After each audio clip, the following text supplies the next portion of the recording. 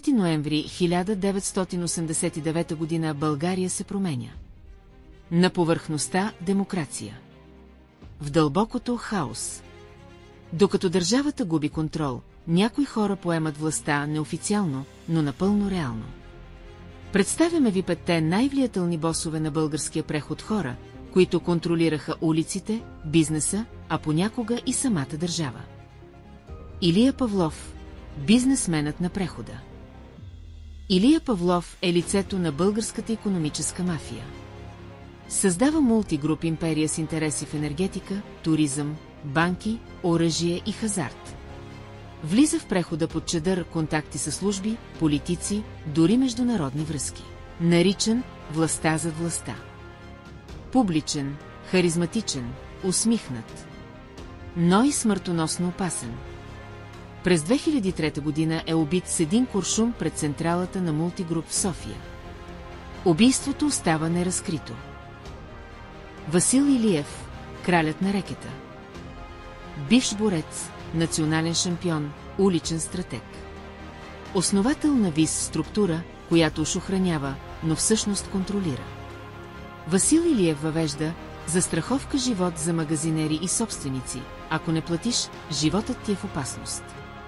Луксозни коли, бодигардове, златни вериги, той е иконата на мутренския стил, убит през 1995 година. Разстрелян с автомат в движеща се кола. Смъртта му показва правилата на улицата важат за всички.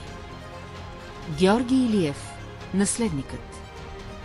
След смъртта на брат си, Георги Илиев поема ВИС и опитва да я превърне в законна бизнес империя. Става собственик на футболния клуб Локомотив Пловдив, инвестира в хотели, дискотеки, ресторанти. На повърхността успешен бизнесмен. Зад кулисите мрежа от контрол, наркотици и силови структури. През 2005 година е застрелян със снайпер в Слънчев бряг, пред десетки свидетели. Поредно неразкрито убийство, поредният бос, погълнат от собствения си свят. Мето Илиенски, невидимият. Мето Илиенски е енигма. Без интервюта, без публично лице. Само страх и слухове. Свързван с групировката СИК и с мокри поръчки. Човек от сянката, за когото никой не говори публично. През 2003 година изчезва безследно. Последно е видян да напуска дома си. След това нищо.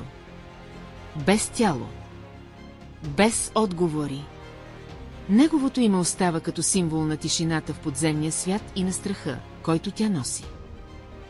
Христофорос Аманатидис Таки. След 2000-та година босовете стават по-тихи, по-организирани, по-невидими.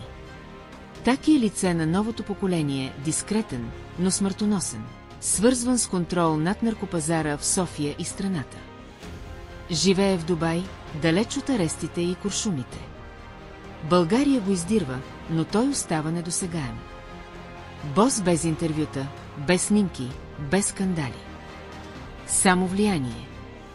Само пари. Някои от тях са убити. Други изчезнали. Малцина още живи. Но всичките са оставили отпечатък върху историята на България. Преходът създаде вакуум и тези хора го запълниха. Със сила. С пари. С кръв. Това не е история само за престъпления. Това е урок. Урок какво се случва, когато държавата отсъства, а улицата пише правилата. А в България, в края на 20 век, улицата беше законът. Ако искаш още истории от тъмната страна на прехода, абонирай се.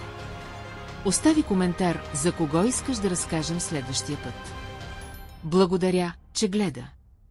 До скоро!